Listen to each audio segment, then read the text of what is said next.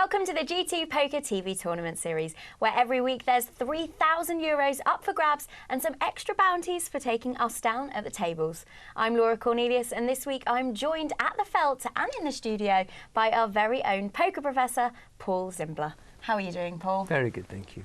Good. We've both earned our tournament spurs over the series, usually the hard way, but for anyone who's not sure what's going on, then here's the lowdown. A field of 84 took to the tables this Monday, all in search of a bumper €855 first prize.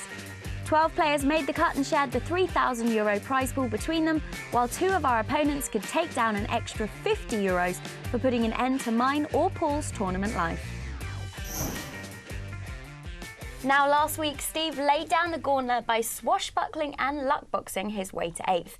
Clearly not familiar with the idea of hubris, Steve decided to challenge us by qualifying his way into this week's tournament off his own back. With no bounty on his head, he may be the favourite, but Paul and I weren't about to give up without a fight. So here we are, the very first hand of the tournament. Let me just emphasise that it's the first hand of the tournament. I pick up 10s. Tabanu is on the big blind with queens. You'd like to think that the button with the ace-10 suited it might stay in this as well. We're going to raise this up, 150. Well, indeed. Seems reasonable. Textbook. Three times the big blind. It would help you there, actually, if the button 3-bets here and the big blind Tabano decides to 4-bet. That would certainly indicate there were some strong hands. Yeah, and might be able to save you a few chips. Let's see what happens. Let's see what happens. I know, of course. Okay, so hard jack, that is. It's just a call. And he's just called so on the button. I don't like that at all, because I just think he could play that with any hand, really, couldn't he? He's going to get no information about your hand, and what he's also going to do is he's certainly going to let the big blind see a flop, and he may even now let the small blind, depending what kind of player they are, see a flop. So he could be 3 or 4 way to the flop, which is no good with a hand like ace-10. So Tabanu with the queens, it raises it up to 600. So I mean I should have smelt a rat there, really. Not necessarily. He could be smelling weakness from the button. You are a bounty, remember. There's €50 on your head. Yeah. So what I may have done is I may have 4-bet folded. So you could now make it 1,600. See what he does. Well, let's see this flop. Oh, the queen hits on the flop, and there are 2 hearts. I'd like to see Tabano lead out, because you opened pre-flop, you called his raise. If he was to lead out for something like a third of the pot, to look a little bit weakish. There you go. He's bet 400. That's very weak, as in weakish, looking weak. I like leading out. I may have led a little bit more, but you're certainly not going to go anywhere for 400. No. Why? I raised. Now explain why you raise. Because I didn't think he had a queen. Okay. I just thought he was trying to get my bounty, in honesty. Okay, so why not just call? I don't know. Okay. It's a bit silly. I just thought I had a better hand. I just like raising a lot. Well, I bet you thought you had a better hand now. I did. This is just Christmas for Tabanu. Like, I'm onto a winner here. Now he should lead out again, 1,800. That would be a good lead. Well, he's checked. Because he's put you maybe on kings at this point, maybe. That's so naughty, that check. So if you didn't think he had a queen, why would you bet now? To price him in for a draw? Well, I definitely think I'm ahead. Okay.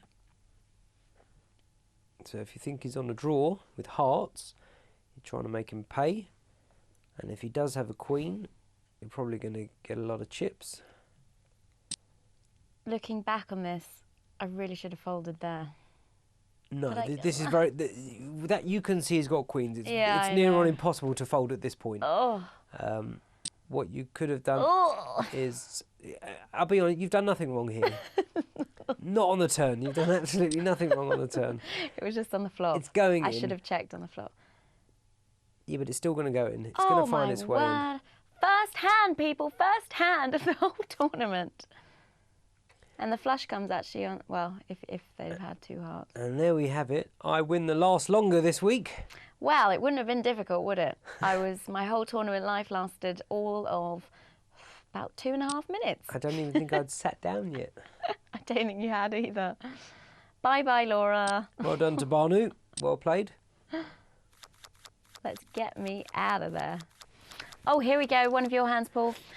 We've got Amonazra at the table too, who I believe took our bounties 2 weeks ago. Oh, yes. Remember? I should have gone after him. Yeah. It's probably after you again. I've got suited connectors this time. Yep. King 9 of diamonds, limping under the gun. Can only get you in trouble. I think I did sir. actually say to you in the chat box, please, can you just last a few hands because we'll have nothing to talk about today otherwise.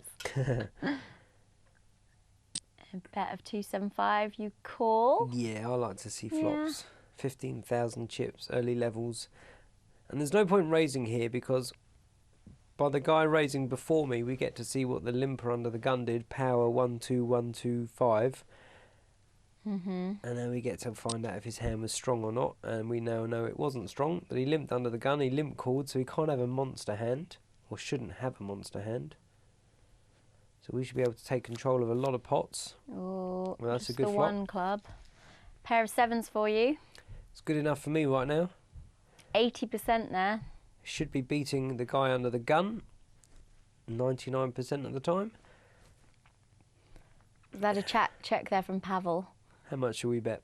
I think you should bet about 350. 487. I don't know why I did that.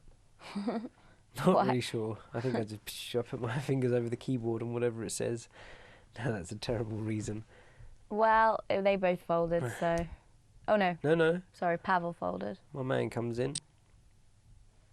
I've got a bounty on my head. How can he fold king high? Do they not know I like 2-3? I think they all do now. 3 spades. Scared of that? No, not really. But this is a perfect turn card. If he's going to float with king you have 9, 2 pair. he's now got the up and down straight flush draw. How much would you bet now? To get some 600? 1,000? 1,000, half the pot. Should maybe have gone a little bit more, like 1,200. Yeah, he calls. Actually, he has a fair few chips there. So it's not really any bother for him. Well, it's a perfect turn card for him, and now I know I'm dead, but I'll still pay him off like a fish.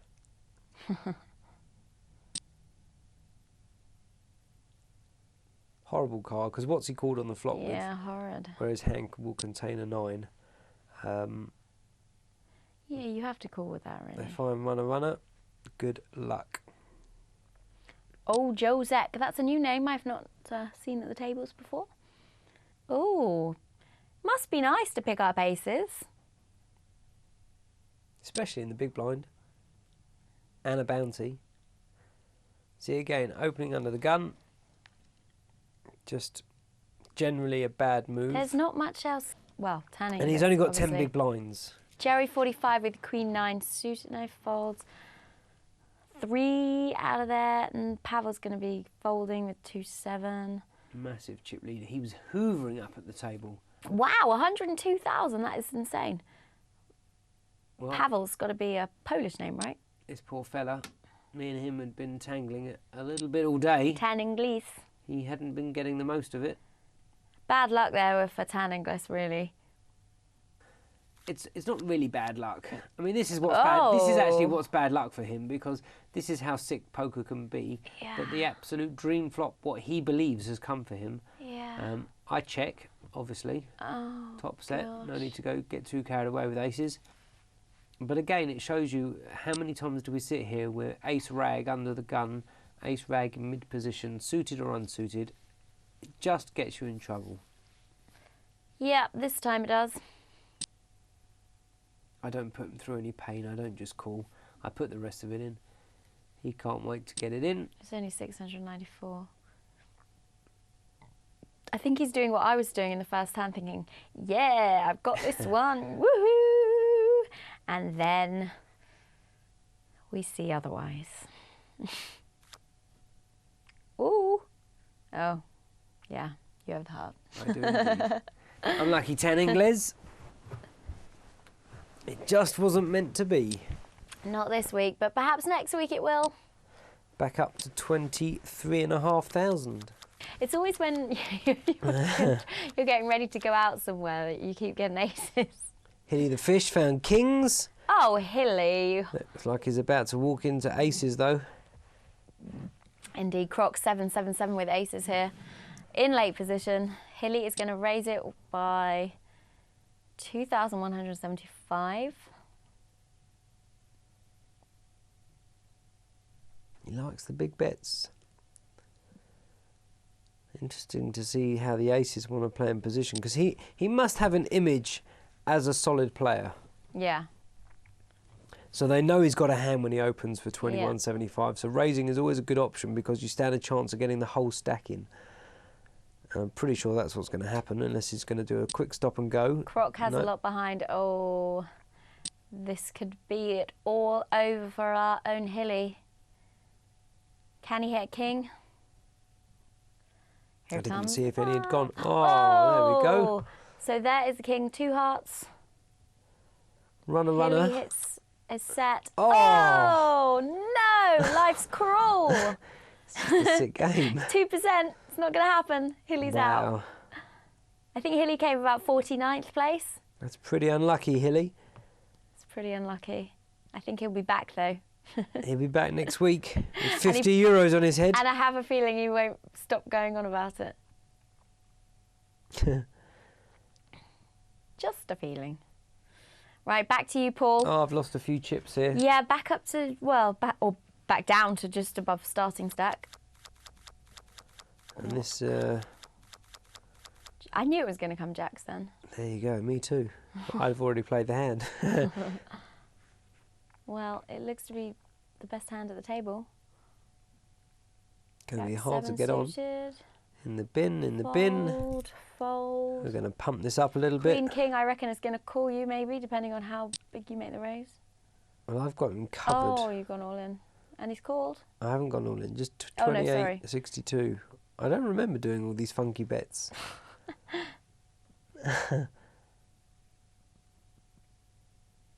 We've just got to get through the big blind and we're racing. It's going to be a fold. Is the big blind going to have a... Oh, he's got to. He's got so many chips behind. Well, I disagree with you. He doesn't have to. This is how he will lose his chips. He likes to gamble. Yeah, but it's bad. I know. Anyway, we want the action. Well, Hits a 10. Oh, yeah. Perfect flop for me and for the big blind. For Pavel, yeah, he's thinking... He's got a straight draw there and a top pair. Can't wait to get it in. Ah, yeah. This goes to show you why he really shouldn't have called. Right? This is what gets you into trouble. Yeah. I've bet about 3/4 of the pot there. I think he probably thinks he's... Oh. You've got to worry, though, when you make a big bet at the beginning. Well, if you've called a flop with 10-7 and it's come 10-9-8, you want to get your whole stack in there, which is exactly what he's done. Obviously, I've got the overpair and the up and down at the top. So that's a snap call. Snap call. I need to avoid a 6 or a jack. A jack would be interesting. What? An ace of hearts. Does anyone have a hearts? No. No hearts, and boom! There's the 6. Oh. That's another week. So The Pavel chip leader hits the straight. gets a few more chips. So I was right. He should have called. Oh yeah, sorry, you're right. I'm sorry, I forgot. Well done, Pavel. 50 euros. Make sure you send me half. So no final table for either of us this week, but I'm glad that at least one of us managed to teach Steve some humility. That means, of course, that we'll have a whole new set of players vying for the prizes when we come back after the break.